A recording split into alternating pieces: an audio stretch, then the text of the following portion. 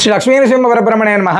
జాతకరీత్యా గోచారరీత్యా మనందరికీ కూడా అర్ధాష్టమ శని, ఏలినాడు శని, జన్మ శని ఇలా వివిధ రకాలైనటువంటి శని బాధలతో ఇబ్బంది పడేటువంటి వాళ్ళకి ఈ యొక్క అధిక మాసంలో అధిక జ్యేష్ఠ మాసంలో ఈ పురుషోత్తమ మాసమైనటువంటి విశేషంగా శని త్రయోదశి అనేటువంటిది జూన్ 13వ తారీఖు రాబోతుంది.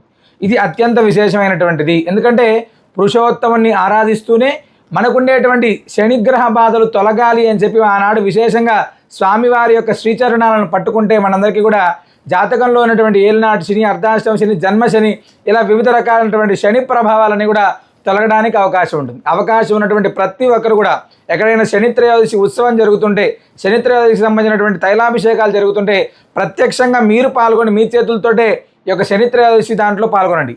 అదేవిధంగా పరమ పవిత్రమైనటువంటి భద్రాచల దివ్యక్షేత్రంలో కోరిన కోరికలు తీర్చేటువంటి కల్పవృక్ష నరసింహ స్వామి వారి యొక్క దివ్య సన్నిధిలో అత్యంత విశేషంగా ఆనాడు ప్రాతకాలంలో విశేషమైనటువంటి గోపూజ, అనంతరం స్వామి యొక్క శ్రీచరణాలకి మన చేతులతోటే తైలాభిషేకాన్ని నిర్వహించుకోవడానికి అత్యంత అవకాశం ఉంది. అవకాశం ఉన్నటువంటి ప్రతి ఒక్కరు కూడా మన జాతకంలో ఉండేటువంటి శనిగ్రహ బాధలు తొలగిపోవాలని చెప్పి స్వామివారికి తైలాభిషేకాన్ని నిర్వహించుకుందాం. సకల శుభాలను పొందుదాం. సర్వేజన సుఖినో భవంతు.